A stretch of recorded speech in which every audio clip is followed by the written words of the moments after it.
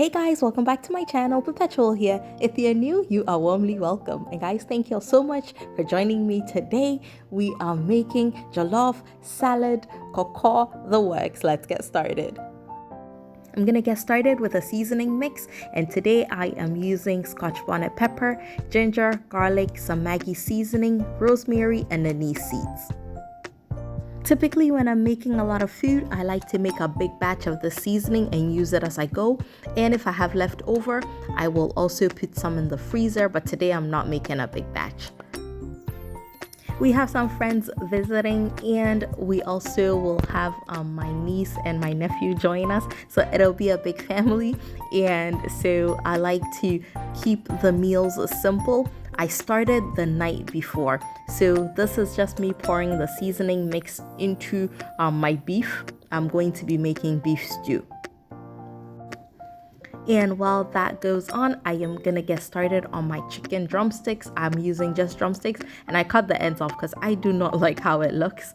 Anyway, once that is off to the side, I'm going to start heating my oil and then get back to the chicken. So I am separating the chicken because our friend that's visiting, her kids don't eat pepper. So I'm making a smaller batch with very little pepper, and then the bigger batch will be for the rest of us. I added a little bit of paprika and some white pepper, and then I'm also going to go ahead and add some seasoning cube. I'm using Maggi. I split one in between two, and yes, I had dunked it in water accidentally. And anyway, then I go ahead to add the rest of that ginger, garlic, Scotch bonnet mix. And I am using very little for the smaller part, like I mentioned earlier, because they do not like spicy food. I'm going to toss this, and I will also be adding a little bit of barbecue sauce. I like to use it for grilling chicken. I'm oven grilling it, nothing special, but I like to add it. I'm going to stick that in the fridge later on. And I'm also now frying my beef for the stew. Like I mentioned earlier, I started this the day before. I wanted to prep as much as possible the day before so that on the Saturday, I wouldn't have too much to do. All I would have to do is cook the jollof, throw the chicken in the oven, and then make salad, and I'd be good to go. And after handling chicken, I like to give my counters a quick wipe. And now we're gonna get started on the stew. I am using the oil from frying the beef so that nothing goes to waste, and that oil is infused with a lot of flavor, so I like to do that.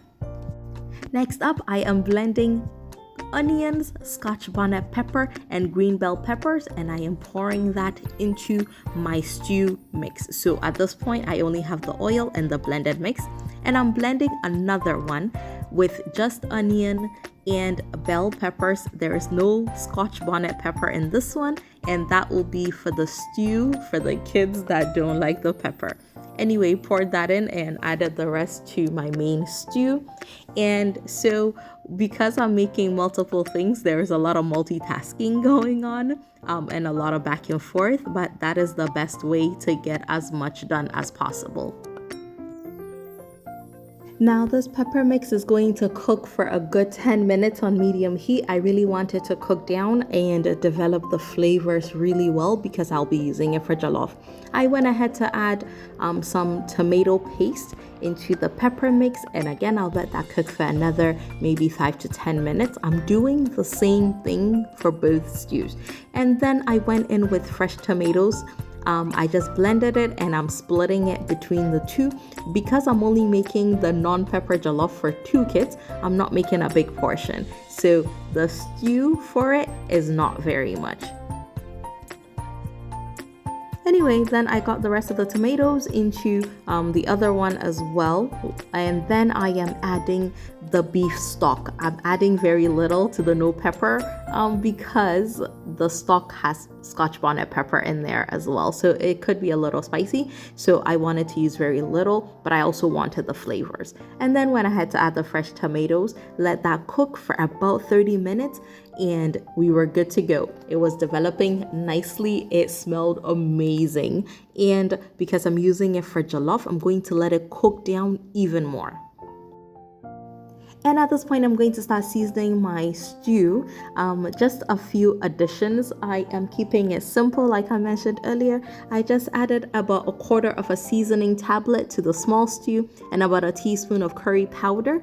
And I'm gonna do the same for the bigger pot of stew, just in larger quantities.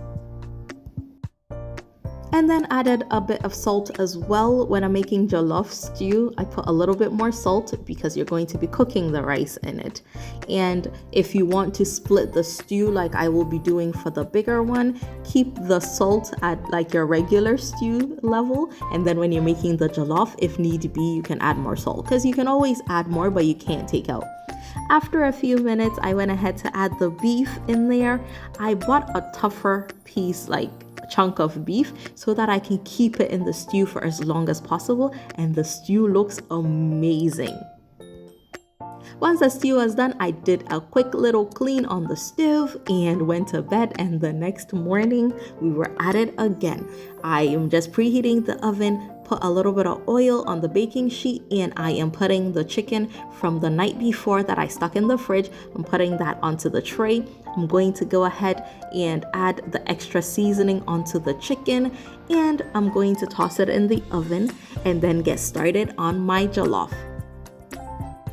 For the jollof, I am using a stainless steel pot because it is way easier for me to cook jollof in a stainless steel pot than it is in a non-stick pot. So again, personal preference, use whatever you're comfortable with.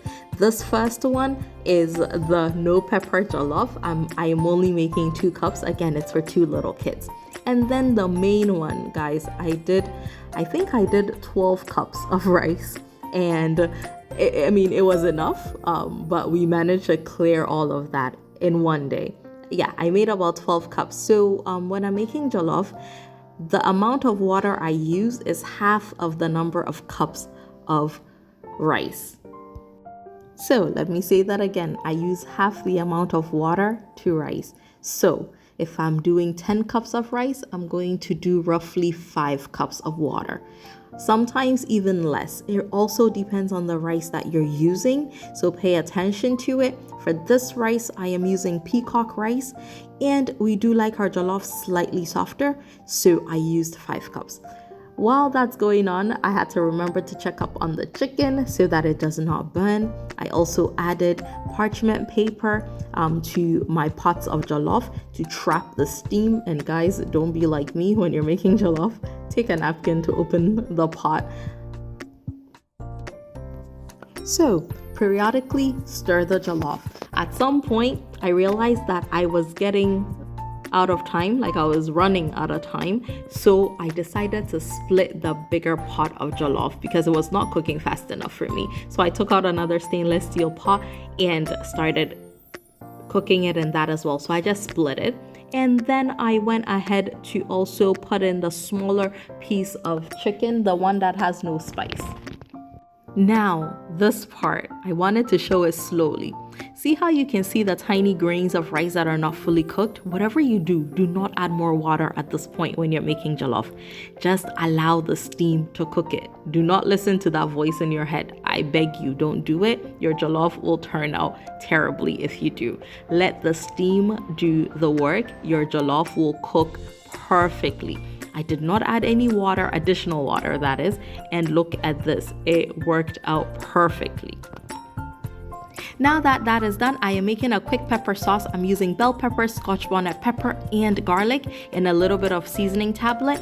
And before I kind of served everyone else, I put out a small portion that we can have the next day for lunch, like my husband and I.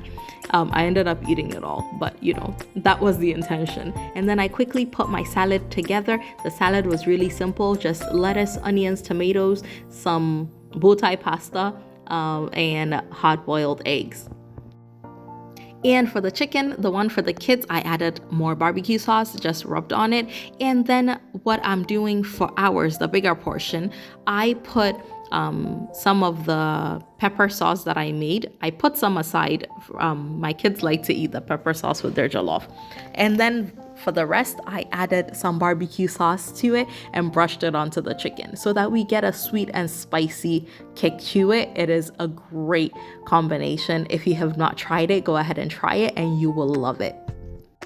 This is when the filming went downhill because I was running out of time, but I like to set out what I'm using, the plates and bowls that I'll be using. I set it all out so I don't forget anything when I go to set the table. And then I quickly put dessert together. I did not make dessert because I knew that I would not have enough time. I ordered brownies. These are from Sweet Treats by Frimsy or Sweet Cakes by Frimsy.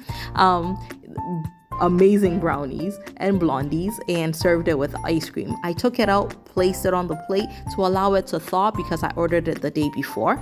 And then at this point, I'm just putting finishing touches to the salad, and I went ahead to dish out all the food and we were good to go. Again, at this point, the filming was not filming because I was out of time. But guys, that was it. I hope you enjoyed it. I'll see y'all again soon. Bye.